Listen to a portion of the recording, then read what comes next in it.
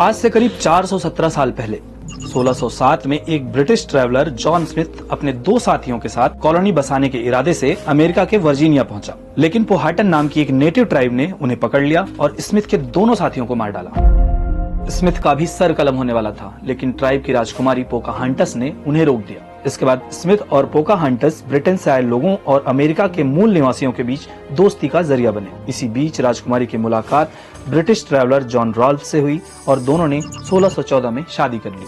जब राजकुमारी ब्रिटेन गईं, तो वहां के लोग उनकी खूबसूरती देखकर आकर्षित हुए और इसी के बाद उनमें अमेरिका जाने की होड़ मच गई। नमस्कार, मेकिंग ऑफ अमेरिका सीरीज के पहले एपिसोड में बात अमेरिका की खोज, ब्रिटिश राज, फ्रेंच इंडियन वॉर और बोस्टन टी पार्टी से जुड़े रोचक किस्सों की।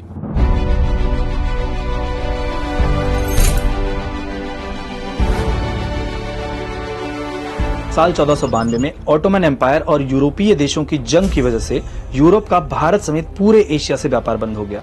इस वक्त भारत में मुगलों का राज था। स्पेन के किंग फर्डिनेंड और क्वीन इजाबेल फर्स्ट इंडिया यानी भारत जाने का दूसरा रास्ता खोजना चाहते थे। इटली में जन्मा क्रिस्टोफर कोलंबस इस काम के लिए आगे आया।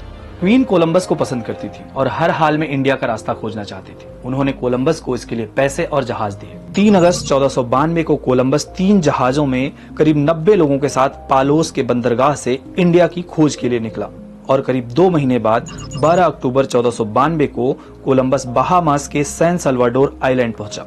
यहाँ लाल मुंह वाले लोग रहते थे। कोलंबस ने इस जनजाति को रेड इंडियन नाम दिया। कोलंबस ने कई और आइलैंड्स खोजे। वो इन्हें भारत, चीन और जापान समझ रहा था, लेकिन 1506 में उसकी मौत तक उसे ये नहीं पता चला कि असल में ये इंडिया नहीं था। इटालियन नेविगेटर अमेरिगो वेस्पूची ने धरती के इस हिस्से का सर्वे किया और बताया कि कोलंबस ने जिन आइलैंड्स को खोजा वो इंडिया नहीं है। 1507 में अमेरिगो वेस्पूची के नाम पर ही इस जगह का नाम अमेरिका रखा गया। कोलंबस की खोज के साथ यूरोप को एक नई दुनिया मिली। उन्होंने अमेरिका को न्यू वर्ल्ड नाम दिया। यहाँ रहने के लिए भरपूर जगह और खेती के लिए सही माहौल मिला। ट्रांसपोर्टेशन के लिए बंदरगाह मिले और कई इंडस्ट्री के फलने फूलने का मौका भी दिखा। यूरोप ने इसे कमाई का जरिया समझा। कोलंबस के खोजे आइलैंड्स पर स्पेन ने पहले ही कब्जा कर लिया था। इसी दौर में कई जगहों पर फ्रांस ने भी कब्जा किया, लेकिन अमेरिका में सबसे ज्यादा कब्जा ग्रेट ब्रिटेन का ही रहा। 1607 में वर्जीनिया के जेम्स टाउन में करीब 100 ब्रिटिशर्स ने पहली कॉलोनी बसाई। यहीं से शुरू हुआ द ग्रेट माइग्रेशन। पैसे कमाने की लालच में अंग्रेज यहाँ पहुंचने लगे, लेकिन अमेरिका का मौसम सहन करना उनके लिए मुश्किल हो रहा था। ऐसे में अंग्रेजी बोलने वाले नेटिव अमेरिकन्स ने ब्रिटिशर्स को अपने तौर तरीके, शिकार, मक्के और बाकी फसलों की खेती भी सिखाई। धीरे धीरे यहाँ ब्रिटिशर्स की तादाद बढ़ने लगी और उनके साथ गंभीर बीमारियां भी यहाँ पहुंची। स्मॉल पॉक्स जैसी कई बीमारियों ने नेटिव अमेरिकन्स की जान ले ली। समय के साथ ब्रिटिशर्स यहाँ बढ़ते गए और नेटिव अमेरिकन माइनॉरिटी बन गए। ग्रेट ब्रिटेन, फ्रांस, पुर्तगाल, स्पेन समेत दुनिया के कई देशों से आम लोग भी अमेरिका आने लगे। लेकिन एक कॉन्ट्रैक्ट के चलते पहले कुछ साल वो गुलाम रहते, फिर आजाद होने के बाद नए सिरे से जिंदगी शुरू करते। गुलामी की इस परंपरा ने अमेरिका में नस्ल भेद की शुरुआत की। 1700 तक अमेरिका में 2.5 लाख यूरोपीय और अफ्रीकी गुलाम बस गए थे। 1607 से 1732 तक नॉर्थ अमेरिका में ग्रेट ब्रिटेन ने 13 कॉलोनियां बसा ली और नेटिव अमेरिकन्स को उन्हीं की जमीनों से बेदखल कर दिया।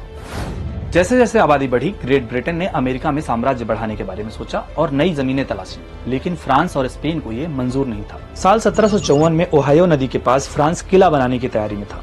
इसके विरोध में वर्जीनिया के गवर्नर ने एक लेफ्टिनेंट कर्नल को वहां भेजा। 28 मई 1754 को साउथ वेस्ट पेंसिल्वेनिया में लेफ्टिनेंट कर्नल की टुकड़ी और फ्रेंच कमांडर के बीच मुठभेड़ हुई, जो ग्रेट ब्रिटेन और फ्रांस के बीच हुए फ्रेंच इंडियन वॉर की शुरुआत थी।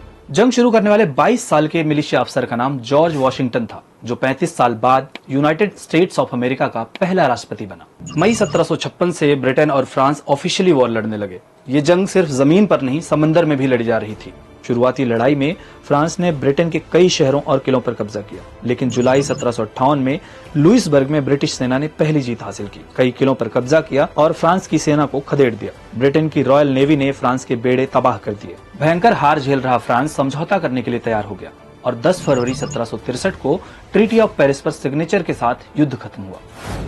फ्रेंच इंडियन वॉर के बाद ग्रेट ब्रिटेन पर कर्ज का बोझ बढ़ा। इससे उबरने के लिए अंग्रेजों ने शुगर टैक्स, स्टैम्प टैक्स और इम्पोर्ट टैक्स भी लगाया, लेकिन अमेरिका में बसे लोगों ने इसका विरोध किया। इसी बीच बोस्टन में कई झड़पें हुई और गोलीबारी की एक घटना में 5 लोगों की मौत हो गई। इस घटना के बाद से अमेरिकी ब्रिटिशर्स के खिलाफ और भी ज्यादा आक्रामक हो गए। भारी विरोध की वजह से ब्रिटेन ने चाय को छोड़कर हर चीज से टैक्स हटा लिया। उस वक्त अमेरिका में करीब 12 लाख पाउंड की चाय बिकती थी। टैक्स के विरोध में अमेरिकन ने ईस्ट इंडिया कंपनी की चाय का बायकॉट किया और डच चाय की तस्करी शुरू कर दी। इससे कंपनी को काफी घाटा होने लगा। टी टैक्स की मुखालफत करने वाले कारीगरों और व्यापारियों ने एक ग्रुप बनाया और इसे नाम दिया सन्स ऑफ लिबर्टी। 16 दिसंबर 1773 को चाय से लदे 3 जहाज बोस्टन पहुंचे, लेकिन उसी रात 100 से ज्यादा लोगों की भीड़ बंदरगाह पर खड़े जहाजों पर चढ़ गई और चाय की 342 पेटियां पानी में फेंक दी। कहा जाता है कि भीड़ में शामिल कई लोग सन्स ऑफ लिबर्टी से थे। इस घटना को बोस्टन टी पार्टी कहा गया। 5 सितंबर 1774 को 13 अमेरिकी कॉलोनियों के लीडर फिलाडेल्फिया में मिले। इस मीटिंग को फर्स्ट कॉन्टिनेंटल कांग्रेस कहा गया। इसमें ब्रिटिश चीजों का बहिष्कार करना, खुद की सरकार बनाना और अपनी मिलिशिया बनाने पर फैसला किया गया। यहीं से अमेरिकन ने ब्रिटेन के खिलाफ आजादी का बिगुल फूंक दिया। मेकिंग ऑफ अमेरिका सीरीज के दूसरे एपिसोड में कल देखिए अमेरिका के आजाद होने और यूनाइटेड स्टेट्स ऑफ अमेरिका बनने की कहानी। नमस्कार।